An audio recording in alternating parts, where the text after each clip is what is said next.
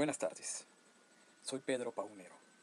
Vamos a analizar tres películas en relación a sus propuestas utópicas y capitalistas.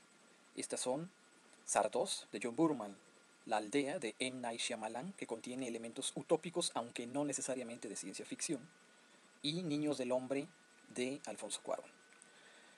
La utopía está presente como coto cerrado, exclusión, santuario de las minorías, en tres películas de ciencia ficción que tratan cada una a su manera la distinción de clases y cuán duro es el enfrentamiento entre las partes, en lo que se ha venido denominando el choque de las civilizaciones. Si la razón de toda forma de arte no es solo el reflejo de la realidad, sino la reflexión sobre la misma a través de metáforas inmediatas, las tres películas de las que se tratará cumplen con este precepto y lo hacen cada una a su manera de forma brillante y entretenida. Vamos a comenzar con Sardos, de John Burman, película de 1974. John Burman es un director comprometido con una visión propia que retrata la alienación, la separación entre los seres humanos, sus clases sociales, ideologías. Lo hizo, por ejemplo, en A Quemarropa. Lo plasmó más enfáticamente en Defensa, Deliverance. Pero es en Sardos donde mejor se refleja esta constante. Frecuentemente ignorado en los listados de los mejores filmes de ciencia ficción, poco entendida en su momento de estreno y fracaso de taquilla, merece sin embargo un lugar especial entre las mejores películas de ideas aplicadas a la metáfora. Y como tal, es artísticamente estilizada al inspirarse en una obra de tan inverosímil como lo es El Mago de Oz, de Frank Baum, ni más ni menos. En la película, situada en el año 2293, la humanidad se ha dividido en tres estratos. Los inmortales, detentadores de la cultura, el arte, la ciencia, la belleza y la eterna juventud, que vive dentro de una utopía, un santuario pleno de bosques, granjas, autosuficiente, protegido del exterior por el vórtex, una especie de campo de fuerza invisible y que los aísla del resto de los humanos ignorantes, sucios y mortales.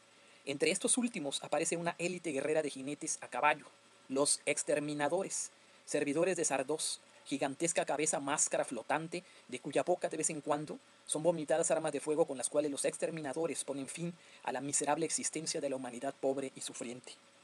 La cabeza de Sardos se eleva desde el interior del vórtex y une en realidad estos dos mundos caducos a manera de borde o frontera. Será Set, interpretado por un Sean Connery renovado desde su participación en la serie de James Bond, quien demostrará formar parte de una subespecie mutante y perfecta, el exterminador infiltrado en la boca de Sardos, y que renovará la raza del interior del vórtex, llevándoles la muerte como esperanza. A pesar de sus leves tropiezos en la trama, el guión, escrito por el propio Burman, está lleno de sorpresas y complejidades. Los inmortales son capaces de situarse en un estado superior de conciencia en el cual comparten una mente común para tomar decisiones importantes y han proscrito a los renegados, algunos de los cuales fueron los fundadores mismos de esta forma de existencia. Estos son biólogos, físicos, químicos, en una palabra, lo mejor de la ciencia y la cultura dentro del vórtex. Estos se separan en una colonia de seres decadentes, penados con el castigo de la vejez. Cuando estos decidieron que el vórtex era una aberración a los principios humanos, ellos mismos se han separado de su propia creación. El vórtex es, pues, esa frontera que separa hoy en día, por medio de la metáfora, al primer mundo del tercero. Es la breve frontera marítima entre África y la península ibérica. Es el estrecho entre Cuba y la Florida. Es el nuevo muro de Berlín trasladado a la frontera de México con Estados Unidos. Set escapará con una de las inmortales después de un frenesí de destrucción ocasionado por la intrusión y conquista de los exterminadores en el vórtex. En dos secuencias magníficas nos enteramos que Set ha sido instruido por el creador de Sardos, uno de los inmortales, conscientes de las implicaciones que sus actos acarrearán, cuando le enseña a leer en una vieja biblioteca del exterior y le da la clave de la naturaleza de Sardos. En un libro antiguo descubre, al igual que Dorothy, que Sardos ha sido inventado en base al cuento del Mago de Oz. Así, del inglés wizard, ha tomado la última sílaba y la ha unido a Oz, para crear esta mentira de un dios asesino y vigilante, tal como el mago en la novela de Baum, que no era sino la cara extrema de un supremo ilusionista. Burman hace un uso atinado y emotivo de la séptima sinfonía de Beethoven para retratar al final, cuando Set, en una cueva al lado de la ex inmortal que le acompaña, envejece a su lado. Es una alegoría de las cuatro edades del hombre. Ambos sobrevivientes de los sucesos del vórtex permanecen juntos. Tienen un hijo que crece y al cual en la conmovedora secuencia Set coge del hombro solo para ser rechazado. En unos segundos, el director muestra el camino de la vida en lo que a otros realizadores les ha demandado obras enteras. La película de Burman recuerda, en sus escenas de invasión de los exterminadores al Vortex, esa distopía escrita en 1907 por Horace W. Newton de Master Beast, que es la prefiguración apocalíptica de Occidente, cuando bárbaros procedentes de África y Asia invaden y destruyen el imperio estatal totalitario de la gran bestia, salvando a la humanidad al inyectarle nueva vida de un sistema decadente. Ahora vamos a analizar La aldea de M. Night Shyamalan, película de 2004. Considerada como uno de los tropiezos en la carrera del destacado director hindú-americano, es, a pesar de las críticas, una de sus obras más emblemáticas. El cine de Shyamalan es ante todo esa misma búsqueda arquetípica de los intersticios, las grietas, en el aparente estado ordinario de las cosas, la ruptura de esos mundos cerrados en el plácido devenir cotidiano y que se repite a lo largo de su cinematografía traducido en extraordinarias películas de suspenso. Es también una forma de utopía cinematográfica con pretensiones de cine comercial. Un grupo de élite, cuyos integrantes han sufrido todos una muerte en casa, decide aislarse en una reserva ecológica privada, viviendo como los miembros de la secta puritana de los Amish, en un mundo cerrado rodeado de bosques espesos, manteniendo en base al miedo a los innombrables, furtivas criaturas que se visten de rojo y asesinan animales de vez en cuando, lejos del sufrimiento del mundo exterior, a los hijos jóvenes de esta utopía, que ignoran que viven en una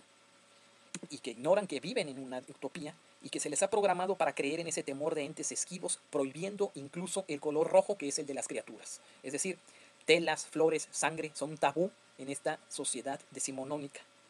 Los fundadores de la aldea han inventado a los innombrables para mantener dentro de los límites de la aldea del título a los jóvenes, para que no se aventuren más allá del bosque y descubran la realidad que subyace más allá de las vallas de la reserva. Se trata de una apuesta utópica algo ingenua que se mantiene solamente por el ingenioso giro de los acontecimientos y el suspenso que el director, en parte digno sucesor de Alfred Hitchcock, maneja con maestría. Cuando uno de los miembros de la aldea se encuentra en peligro de muerte, el fundador de la misma decide enviar a una chica ciega en busca de medicamentos adecuados.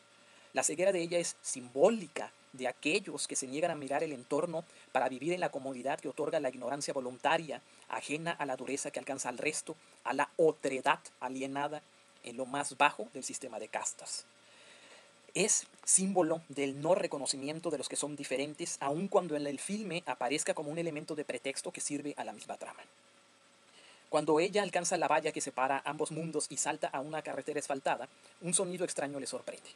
Como es ciega, no se entera que un guardia de seguridad la ha encontrado, a bordo de un vehículo motorizado. Es aquí donde aparece el momento mágico, la ruptura de la realidad, el quiebre de los conceptos. Sin embargo, la joven no se entera de esto y somos nosotros, espectadores, los que sabremos y asistiremos impotentes al desvelamiento de la verdad. Si recordamos nosotros aquel concepto, aquella definición que creó Aristóteles cuando asistían a los teatros los espectadores, nos viene, por supuesto, perfectamente a la mente la clara palabra de catarsis. Hasta entonces hemos creído haber visto un drama situado en el siglo XIX. Ahora nos enteramos que la aldea ha sido levantada a principios del siglo XXI y que sus habitantes son privilegiados que han logrado un acuerdo con el gobierno para pagar guardias fronterizos y evitar los vuelos de las aeronaves sobre la reserva. Somos pues cómplices de esta mentira. Shyamalan nos está diciendo, mira y atiende, porque esto está pasando en el mundo real. Aparecen cada vez más grupos de élite que compran un terreno en medio de Alaska o de reservas ecológicas para vivir con su propia planta generadora de electricidad, potabilizadora de agua y sirvientes que les atiendan mientras miles de personas pierden el empleo en el resto del mundo y muchos más caen víctimas de la violencia surgida de la miseria. Es esa misma violencia de la cual los habitantes de la aldea han escapado finalmente. Vamos ahora a ocuparnos de Los niños del hombre, de Alfonso Cuarón, película del año 2007. Yo tengo para mí que algún día se considerará a esta gran película de Cuarón como un clásico del cine al estilo de Alphaville de Jean-Luc Godard, película de 1965, que está alejada de los decorados futuristas hipertecnológicos de la legendaria e influyente 2001, Odisea del espacio de Kubrick de 1968, o aquella maravilla visual que es Blade Runner de Ridley Scott de 1982. Hijos del Hombre es la más poderosa de estas tres visiones que tratan la estratificación humana extrema como metáforas a principios del siglo XXI, a pesar de que Sardo sea quizá la que refleja de forma más pura la idea de la utopía y la aldea se decante por la misma historia con el encanto de un cuento gótico de hadas. Hijos del Hombre, Niños del Hombre, está basada en la novela de la popular escritora de novelas policíacas P.D. James, y otorga a Cuarón a través de un discurso narrativo que tiene mucho de pretexto, es decir, una epidemia de infertilidad que acosa a la humanidad desde hacía más de 18 años, uno de los logros artísticos más deslumbrantes del cine en sus largas secuencias de batalla en tiempo real. Lo que Cuarón nos presenta es su propia versión de la guerra de Irak, aderezada con la metáfora de la infertilidad humana, que no puede ser otra cosa que una metáfora de la incapacidad del primer mundo para ver al tercero, sino por qué la única mujer capaz de dar a luz al bebé de una nueva era es negra y pobre. En el mundo en rápida decadencia y desmoronamiento del año 2027, el mundo está en llamas. Millones de desplazados, quizá refugiados ambientales, quizá refugiados por la pobreza o por ambas causas, a los cuales se denomina despectivamente fugis, ingresan a Londres, Inglaterra, único bastión que aún continúa más o menos funcionando, y son trasladados a campos de concentración. Cuando la cinta da comienzo, las voces de los periodistas de un noticiero hablan de los 1000 días del sitio a Seattle y la ratificación de la Ley de Seguridad Patria después de 8 años, en el cual las fronteras británicas seguirán cerradas y continuará la deportación de inmigrantes ilegales. Lo que nos remite a la infame administración Bush, a la pérdida de las libertades en los Estados Unidos de aquel tiempo y en los Estados Unidos que pueden venir y que ya se anuncian venir con Donald Trump. Una nación que en aras de la seguridad nacional cede la libertad individual y sus derechos ciudadanos víctimas del miedo al terrorismo que en parte es alimentado por el mismo Estado. En este principio, acaba de morir el más joven de los humanos, un argentino engreído y prepotente llamado Bebé Diego, en uno de los tantos atentados contra el orden establecido. Hay decepción y sentimiento de pérdida en las calles, de desesperanza. ¿Para qué seguir viviendo si la humanidad no tiene futuro? Y se sospecha que las bombas terroristas son financiadas por el mismo gobierno. Existe vigilancia constante en los espacios públicos, así como una fuerte presencia militar. Teo, el antihéroe de la cinta, será el encargado de proteger y trasladar a la joven en quien recae entonces el título de la más joven de los humanos, cuyo secreto consiste en estar embarazada. La guiará a través del campo de concentración para finalmente embarcarse en un bote y partir al mar, en donde serán rescatados por un barco llamado proverbialmente el Tomorrow, mañana. Es también la película de los perros. A falta de niños, los ricos y los pobres de este mundo descolorido en el cual la basura se acumula en las calles y en el cual estúpidamente un miembro de la alta sociedad que no desea abandonar la elegancia, el lujo, aquello que significa elitismo, se empeña en conservar obras de arte que nadie verá en el arca de las artes, como se le denomina en la película, y posee uno o más perros.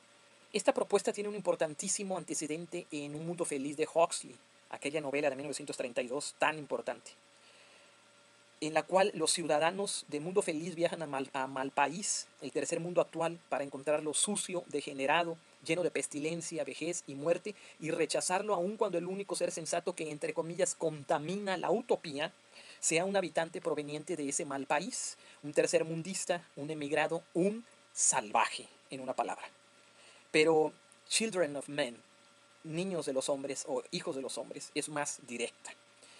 Tiende un espejo hacia este mundo, a este tiempo, a esta realidad en la cual ni siquiera se reconoce el cambio climático cuando se vive en una residencia en un bosque artificialmente climatizado y con una servidumbre como ejército. La cinta logra inusitadas escenas de violencia, de crudeza, pero también de conmovedoras secuencias que lindan lo sublime con la más absoluta cursilería. Estas tres películas, metáforas espejo, estas historias, nos hablan desde hace más de 30 años atrás que el llamado fin de la historia de los sociólogos que clamaban aquellos sacerdotes del neoliberalismo y que sin embargo ha provocado el surgimiento de otra historia que al final resulta ser la misma. El ya antiguo jalonamiento entre amos y siervos, entre pobres y ricos, izquierda y derecha, todos embarcados a bordo de la misma nave que hace agua, en un mundo que no perdonará la falta de consensos. Soy Pedro Paunero. Muchas gracias.